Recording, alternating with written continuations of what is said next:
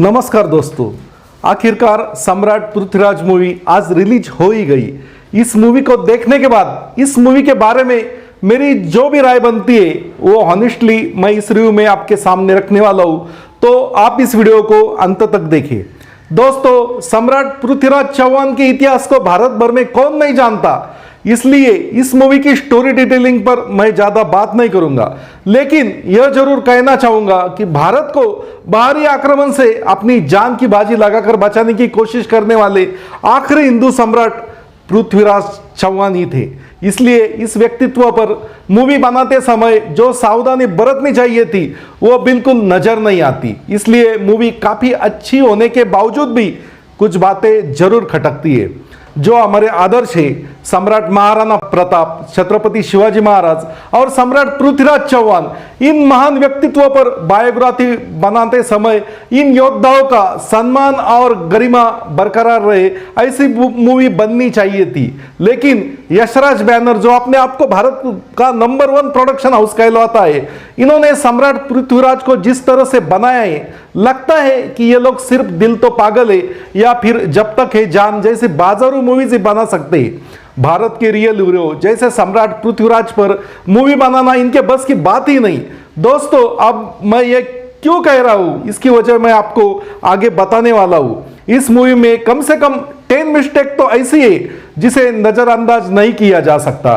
चाणक्य बनाने वाले चंद्रप्रकाश द्विवेदी डायरेक्टर होते हुए भी यह फिल्म किसी भी कसौटी पर खरी उतरती नजर नहीं आ रही है। तो आखिर क्या गलतियां की है द्विवेदी साहब ने, मैं आपको पॉइंट वाइज बताता हूं। पॉइंट नंबर 1, दोस्तों, यशराज प्रोडक्शन ने फिल्म का नाम खाली पृथ्वीराज रखा था। यह उनकी सबसे बड़ी गलती थी। सम्राट पृथ्वीराज क्या आदित्य चोपड़ा के मामा के लड़के थे जो पृथ्वीराज नाम रखा था? हाँ ठीक है, उन्होंने यह नाम बाद में बदल दिया, लेकिन जो बूंद से गई वो हाउस से नहीं आती, यह बात यह बैनर भूल गया।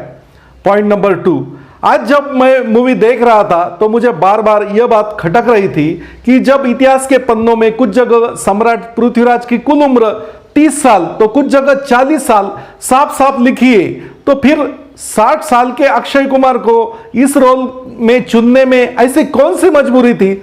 सम्राट पृथ्वीराज का रोल अक्षय कुमार को उम्र के हिसाब से किसी भी एंगल से सूट नहीं होता। अगर आप मूवी देखोगे तो यह बात आपकी भी समझ में आ जाएगी।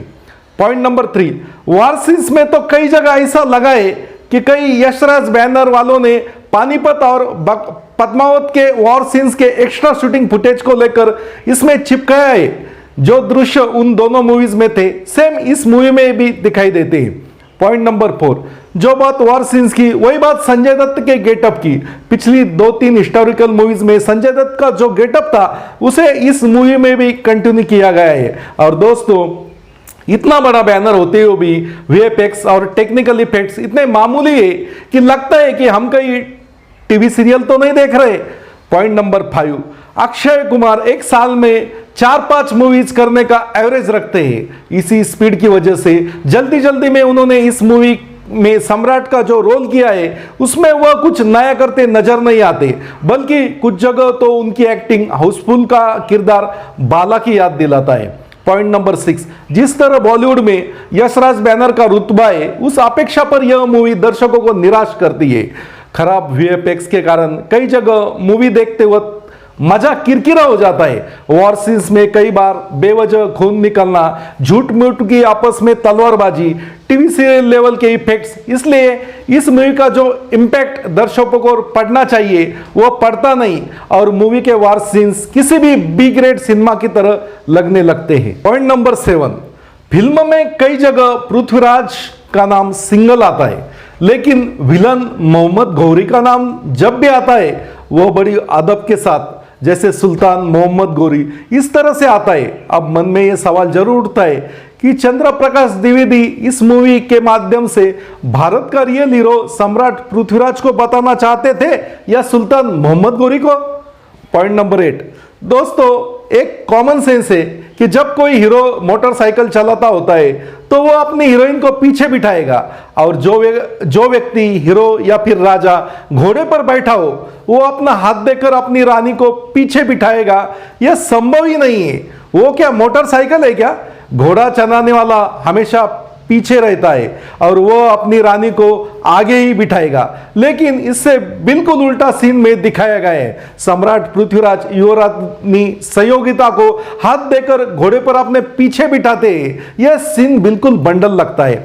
पॉइंट नंबर 9, इस मूवी में विश्व सुंदरी मानसी चिल्लर ने बॉलीवुड में डेब्यू किया है। इस मूवी की कई दृश्यों में भारी कॉस्ट्यूम से पूरी तरह से सजी हुई युवरानी के रोल में वो बहुत सुंदर दिखाई देती है, लेकिन मेरा वाईएफआर से यह सवाल है कि जैसे उन्होंने मानुषी चिल्लर के कॉस्ट्यूम पर लाखों रुपए खर्च किए, वो 5 रुपए की बिंदी मानुषी के माथे पर नहीं लगा सकते थे क्या?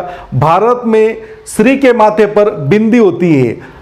यह हॉलीवुड की नहीं बल्कि भारत की मूवी है, इस बात का ध्यान तो कम से कम रखा होता। दोस्तों, पॉइंट नंबर 10 मैं आपको बताता हूं। इस मूवी का आखिरी और सबसे ऑब्जेक्शनल पॉइंट आपके सामने में जो रख रहा हूं, इस मूवी का सबसे पॉपुलर सॉन्ग हर हर के एक लाइन में पृथ्वीराज जैसे लंका में दशानन ऐसी है, यानी कि महान सम्राट पृथ्वीराज की तुलना रावण से की गई। यह बात कुछ हजम नहीं होती। दोस्तों, अगर बारीकी से देखा जाए तो इस मूवी की टेक्निकल इफेक्ट्स की साइड इतनी कमजोर होने के कारण और भी खामियां निकल सकती है, लेकिन इससे वीडियो लंबा होने का डर है। बाकी इस मूवी में सभी कलाकारों का अभिनय ठीक ठाक रहा है। डॉक्टर चंद्रप्रकाश द्विवेदी का डायरेक्शन ठीक ठाक है। इस फिल्म का म्यूजिक अच्छा है, लेकिन फिल्म इंडस्ट्री में YRF का जो पिछला रिकॉर्ड है उसको यह मूवी दाग लगाने में जरूर सफल हुई है। मेरे क्रिटिक के हिसाब से मैं इस मूवी को देता हूं 5 में से 2 स्टार। और आपको आज का ये वीडियो कैसा लगा यह हमें कमेंट में जरूर बताइए, और जाते जाते मेरा चैनल फिल्मवाला अविनाश को लाइक करके सब्सक्राइब करके बेल बटन जरूर दबाइए। जय हिंद।